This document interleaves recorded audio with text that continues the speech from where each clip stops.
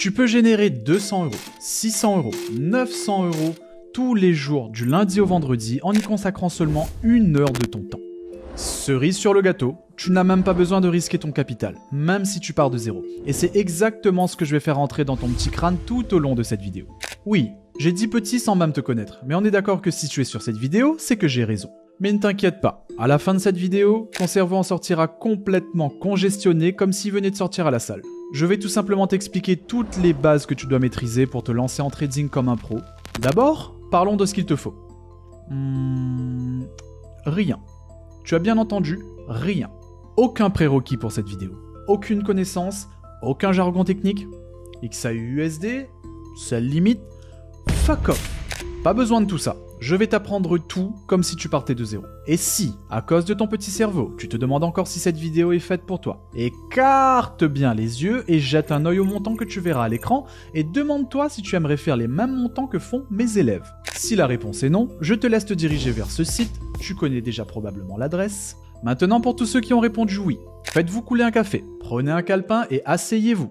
Parce que je te le dis maintenant, tu vas kiffer cette vidéo et très probablement la partager à ta copine, à ta mère, à tout ton cercle proche. Tu te dis que je suis prétentieux.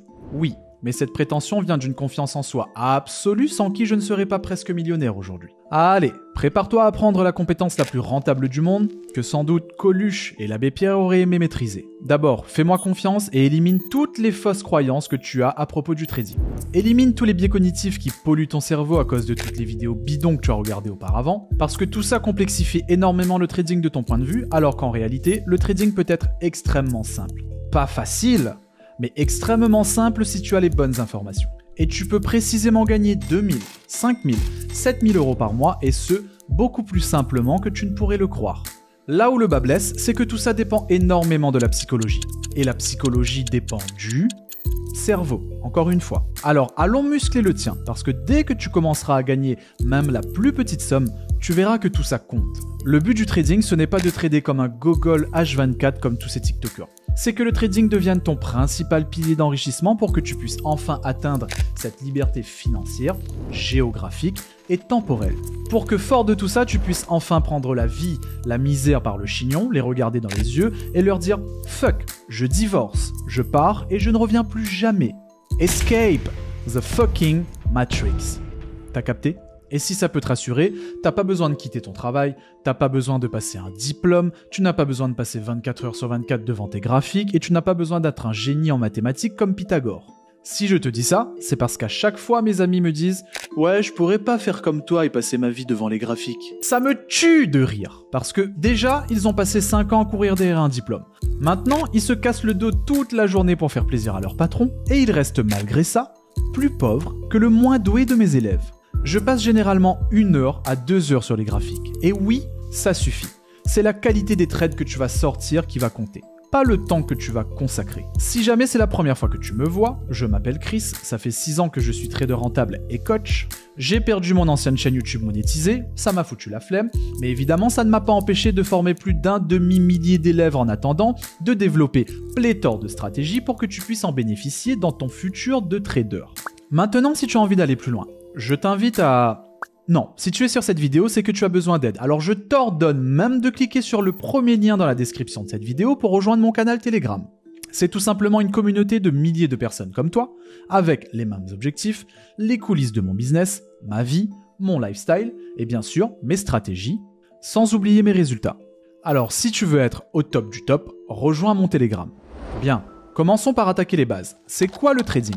Pour faire simple, le trading c'est tout simplement acheter et revendre des produits financiers dans le but d'en faire un bénéfice. Tu as très certainement entendu parler du Forex, qui est tout simplement l'abréviation de Foreign Exchange, bref, le marché des devises. Et sur ce marché, la spécificité c'est que tu n'achètes rien. Tu n'achètes pas une miette de Bitcoin ou une action Coca-Cola, tu paries simplement à la hausse ou à la baisse sur une monnaie contre une autre.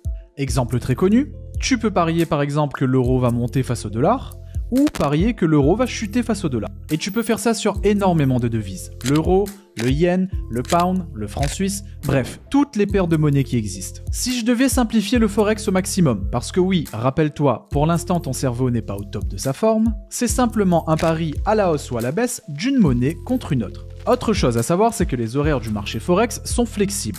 Le marché est ouvert 24 heures sur 24, 5 jours sur 7, du lundi au vendredi.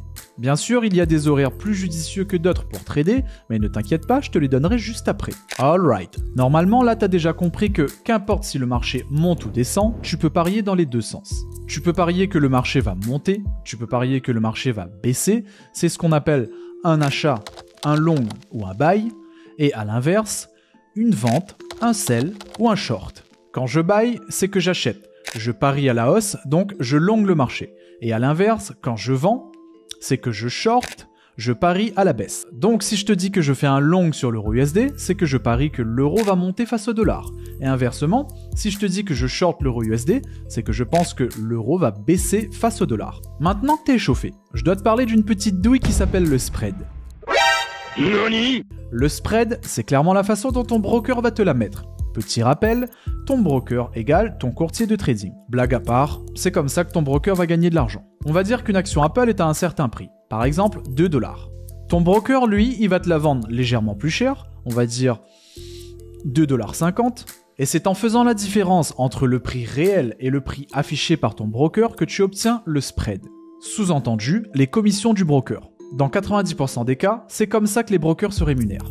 Bien, je vois que tu es de plus en plus chaud, donc maintenant, laisse-moi te parler des deux types d'analyse, l'analyse technique et l'analyse fondamentale. On va commencer par l'analyse fondamentale.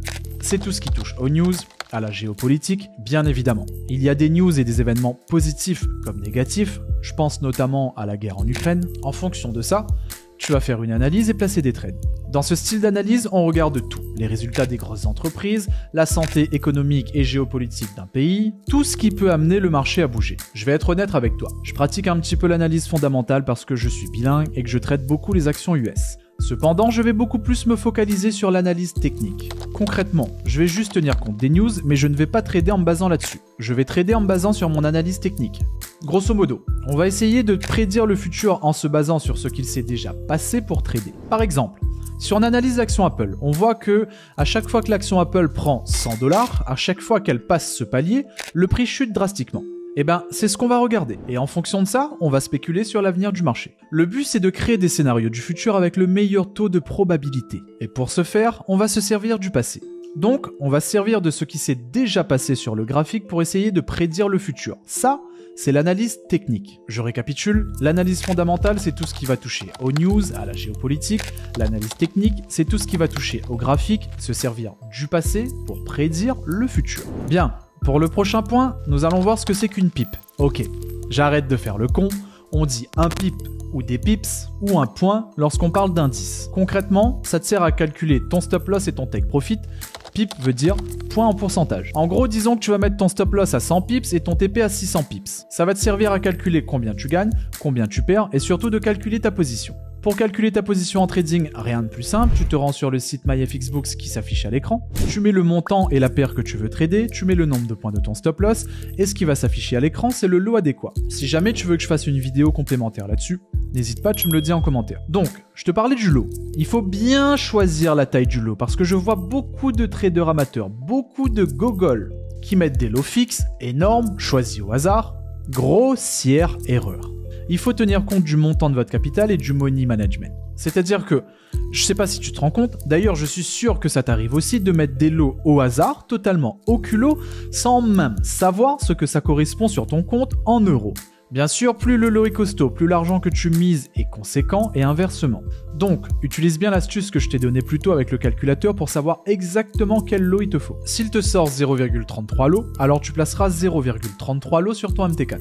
Et comme je sais que tu es intelligent, enfin, j'ose espérer, tu n'oublieras pas de calculer ta position à chaque trade et donc de mettre un lot différent à chaque trade. Pour conclure sur les lots, ce n'est rien d'autre qu'une unité de mesure qui te sert à calculer ta position sur le marché. Never forget, utilise toujours la bonne taille de lot, sinon tu seras toujours salarié jusqu'à tes 70 ans.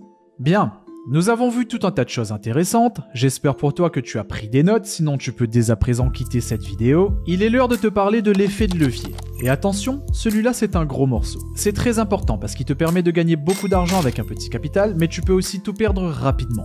C'est donc une épée à double tranchant. Utilisé de la bonne façon, c'est un tremplin. En gros, c'est de l'argent que tu vas emprunter à ton broker, et qui donc ne t'appartient pas. Cet argent te permet de miser plus gros sur les trades, et je t'arrête tout de suite. Ce n'est pas un crédit, ce n'est pas une somme que tu dois rembourser, et tu n'auras aucune pénalité. En gros, c'est comme si tu empruntais indirectement de l'argent à ton broker, ce qui te permet de miser plus sur les trades, et donc de prendre des lots plus conséquents. Ceci étant dit, sur quel actif maintenant tu vas pouvoir miser? En premier lieu, je vais te parler des actions. Normalement, tu le sais déjà, du moins j'espère, mais une action représente ta participation dans une entreprise. Nous, traders, cherchons simplement à acheter et revendre ces actions dans le but d'en faire un bénéfice en profitant des fluctuations du marché. Du moins, c'est ce qui se dit dans le milieu. Petite parenthèse d'ailleurs, les investisseurs qui gardent ces actions bénéficient de ce qu'on appelle un dividende. Je pense notamment à Tesla, Apple, Google, Amazon, etc. Ensuite, tu as les obligations. C'est un des placements préférés aux US. Une obligation, c'est un titre de créance émis par les gouvernements, les États, les mairies, dans le but de récolter des fonds. Le but reste le même, profiter des variations de prix pour faire un bénéfice, et comme pour les dividendes, les investisseurs qui gardent ces obligations recevront des paiements sur les intérêts. Je t'ai déjà brièvement parlé du Forex, le marché des devises où on va parier à la hausse et à la baisse sur une monnaie contre une autre. Ensuite, nous avons mes préférés, les indices. Un indice représente simplement la performance globale d'un marché ou d'un secteur. C'est un regroupement de plusieurs actifs individuels, comme par exemple plusieurs grosses sociétés. T'as sûrement déjà entendu parler du CAC 40 à la télé, les 40 plus grosses entreprises de France. Encore une fois, je l'espère. Sinon, pour le côté américain, tu as le Dow Jones, les 30 plus grosses entreprises américaines, le Nasdaq, les 100 sociétés les plus cotées côté technologique, le GR30 ou le DAX pour l'Allemagne, etc. Tout ça, ce sont des indices. Bien évidemment, je ne peux pas te parler des différents actifs que tu peux trader sans parler des crypto-monnaies, le scam préféré de tes influenceurs préférés. Plus sérieusement, pour faire simple, on va dire que c'est tout simplement de l'investissement 2.0. Des monnaies virtuelles qui valent de l'or pour certaines, je pense notamment au Bitcoin, à l'Ethereum, au Solana. Et pour te donner une définition simple, une crypto-monnaie c'est un actif numérique qui utilise la blockchain pour faciliter les transactions et assurer leur sécurité. Je te laisse quand même te sortir un minimum les doigts pour le reste, mais sache qu'il existe encore beaucoup d'autres choses que tu peux trader, comme le pétrole, l'or, mais bon. Google est ton ami. Un peu plus tôt, je te parlais des meilleurs horaires pour trader. Donc, attaquons directement les sessions de trading. Tu as la session de Sydney qui commence de 22h à 7h du matin. C'est d'ailleurs la première session à ouvrir chaque semaine et c'est là que la première journée de Forex commence. C'est pas une session qui m'excite particulièrement. Moi, je vais préférer une bonne grosse session US avec beaucoup de volume, mais ça n'engage que moi. En fonction des annonces économiques, il pourrait y avoir de bonnes opportunités. Ensuite, tu as la session de Tokyo. C'est la première session majeure de la journée. Ça se ressent d'ailleurs par une augmentation du volume et une plus grosse volatilité sur les paires liées au JPY. Ensuite, on a la session de Londres de 7h à 16h et attention, les horaires varient en fonction de où tu habites. Moi, j'habite à La Réunion, donc fais bien tes recherches. Ça, c'est une session hyper active, notamment sur les paires liées au pound et à l'euro. Ensuite, vous avez la session de New York, ma préférée, qui se chevauche avec la session de Londres. Il y a énormément de volatilité sur cette session et c'est d'ailleurs là que je fais mon beurre la plupart du temps. Principe tout bête. Si ça fonctionne pour moi, il y a de grandes chances que ça fonctionne pour toi aussi. Avant de passer aux tendances en trading, n'oublie pas de lâcher un petit like si tu kiffes la vidéo et de t'abonner si ce n'est pas déjà fait. Bien, parlons maintenant des tendances. Quand on parle de tendance, on parle de la direction globale du marché sur une période donnée. C'est la base même de l'analyse technique. Et malheureusement, je vois encore beaucoup trop d'entre vous qui se lancent et qui ne respectent même pas ça, alors que ça va t'aider à prendre des bonnes décisions. Donc s'il te plaît, arrête de t'auto-saboter et respecte donc cette fichue tendance. Sache qu'il y a 3 types de tendances principales. La tendance haussière, la tendance baissière et le range ou tendance latérale. La tendance haussière, c'est quand le marché il fait que monter sur une période donnée. Je te mets un petit graphique à l'écran. Vous voyez bien qu'on a des points hauts de plus en plus hauts et des bottoms, donc des creux de plus en plus hauts. Tu vois que le marché en fait, il évolue à la hausse de cette manière. Donc, le prix va rebondir sur des niveaux de support de plus en plus hauts et il va se heurter à des niveaux de résistance de plus en plus élevés. À ce niveau de la vidéo, normalement ton cerveau est de plus en plus congestionné. Donc normalement tu as capté qu'en tendance haussière, les traders vont chercher à acheter ou, rappelle-toi de l'autre mot, à long le marché. Maintenant pour la tendance baissière, c'est l'inverse. Le marché chute de plus en plus avec cette fois des sommets de plus en plus bas et des bottoms, des creux de plus en plus bas. Cette fois le prix va rencontrer des résistances de plus en plus bas et il va se heurter à des niveaux de support de plus en plus bas. Et bien évidemment, tu l'auras deviné, en tendance baissière, on va chercher à vendre, à short le marché, donc à parier à la baisse. Enfin, on a la tendance latérale ou le range. Ce n'est ni une hausse ni une baisse, le prix va juste traîner entre un gros niveau de support et de résistance et tout simplement piéger les débutants qui, je ne sais pas comment, arrivent là-dedans à trouver des tendances haussières et des tendances baissières. C'est compliqué, hein? Ah si, je sais d'ailleurs pourquoi ils font ça. C'est parce qu'ils n'ont pas encore vu mes vidéos. Donc s'il te plaît, attends que le prix casse le range pour voir comment il évolue. The trend is your friend. C'est un proverbe connu en trading qui veut dire que la tendance est ton ami. Donc si tu veux faire partie du top 1% des traders, pas de contre-tendance. Alright? Bon. Pour finir, on va parler des patterns de trading. C'est pas compliqué, les patterns sont des formations qui apparaissent sur le graphique et qui vont te fournir des éléments futurs sur la direction du marché. Et les traders utilisent ces patterns pour prendre des décisions et donc savoir si on va acheter ou vendre. Comme je suis ton nouveau mentor préféré et que je ne peux désormais pas te décevoir, je vais te donner mes patterns préférés et je vais te demander de te concentrer uniquement là-dessus. La première, c'est l'épaule tête-épaule. C'est clairement un gros signal que le marché va potentiellement se retourner à la baisse. Vous le voyez d'ailleurs avec la première épaule. Le marché pousse plus haut avec la tête et ensuite il n'arrive pas à dépasser la tête, ce qui forme l'épaule droite. Il s'essouffle. Le deuxième pattern que je préfère, c'est tout simplement l'épaule tête-épaule inversée. Et les plus vifs d'entre vous l'ont déjà compris, cette fois c'est un signal de retournement haussier. Nous avons en troisième position le double top, signal de retournement baissier, lorsque le prix atteint deux sommets du même niveau à peu près. Dis-toi qu'à ce moment-là, le prix n'arrive pas à aller plus haut que le sommet précédent et donc il s'essouffle. Ensuite, on a l'inverse, le double bottom. Je ne vais pas te faire un dessin, mon neveu de 5 ans comprendrait que c'est l'inverse du double top et donc un signal de retournement haussier. Voilà pour mes patterns préférés et je t'assure qu'avec ça, tu as largement de quoi préparer ta retraite. Je n'ai pas envie de faire comme tous ces gourous et te polluer le cerveau avec des triangles ascendants, des biseaux, des drapeaux, le Bart Simpson et j'en passe. Restons-en là, crois-moi, c'est tout ce dont tu as besoin. Donc, familiarise-toi bien avec ces patterns pour pouvoir les combiner avec d'autres outils d'analyse technique, évidemment parce qu'il ne faut pas se fier uniquement aux patterns, sinon tu vas prendre part à la sélection naturelle et pas de la meilleure des façons. Bien.